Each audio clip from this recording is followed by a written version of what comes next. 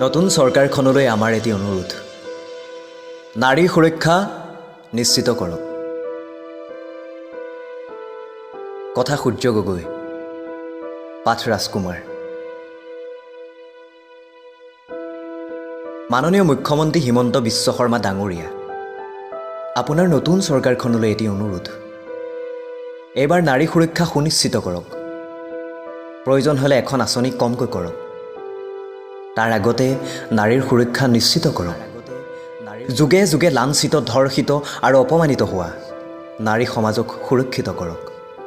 কি ভুল সেইগৰাকী নাৰীৰ যি নেকি কন্যা হৈ জন্মগ্ৰহণ কৰিল, কাৰোবাৰ সন্তান, কাৰোবাৰ ভগ্নী হৈ গৌৰৱ আৰ্জিলে, শিৰত সেন্দুৰ লৈ বোৱাৰীৰ সাজ পিন্ধিলে, 9 মাহৰ বেদনা শৰীৰত লৈ মাতৃত্বৰ সুখ লভিলে।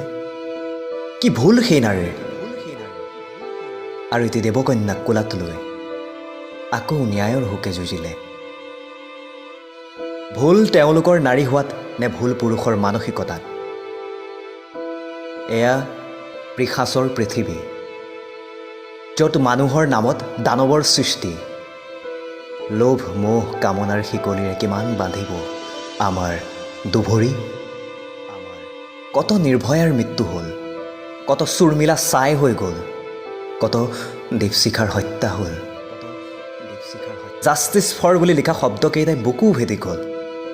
ন্যায়ৰ ফাঁচী কাঠত ওলমি ৰ'ল মাথো এটা এটা কাহিনী। কিমান তেজৰ ফাকু খেলি উদযাপন কৰিব শৰীৰৰ উৎসৱ, কিমান ফুল কোমলীয়া জীৱনৰ বিনিময়ত শেষ কৰিব লোভৰ মহোৎসৱ।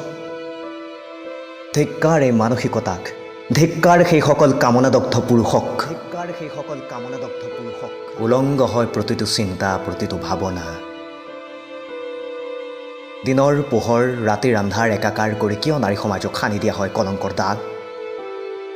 কিয় বাৰে বাৰে হানি খুচি মচি পেলোৱা হয় নাৰীৰ ইতিহাস? নাৰী জানো মানুহ নহয়? নাইনে নাৰীৰ স্বাধীনতা?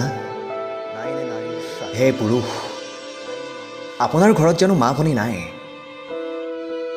আপোনাৰ আত্মীয় নাৰীয়ে জানো কেতিয়াবা ৰাজপথত চিৎকাৰ কৰি তোলা নাই?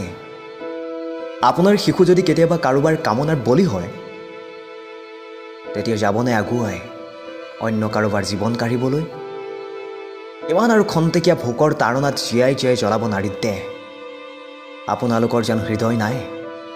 নাইনে অকণমান মানৱতা?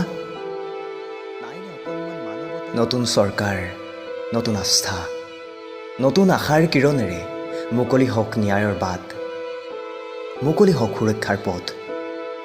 নাৰী কাৰো ভোগৰ সামগ্ৰী নহয়, নহয় কাৰো ভোগৰ খাদ্য। নাৰীৰ সতীত্ব পুৰুষৰ অহংকাৰ, সমাজৰ অলংকাৰ। মাননীয় মুখ্যমন্ত্ৰী ডাঙৰীয়া, আমাৰ এই অনুৰোধ এবাৰ ৰাখক। এইবাৰ নাৰী সুৰক্ষা সুনিশ্চিত কৰক। ফাঁচি দিবলৈ কওঁ আমি, লিংগছেদ কৰিবলৈ কওঁ আমি, পিছে হয়গৈ কি? ন্যায় পায়নে নিৰ্যাতিতাৰ পৰিয়ালে? পায়নে ন্যায়? আজিকালি আমি শংকিত হৈ থাকোঁ ভিতৰি ভিতৰি। আমাৰ যে আছে ছোৱালী, মা, বাই, ভনী।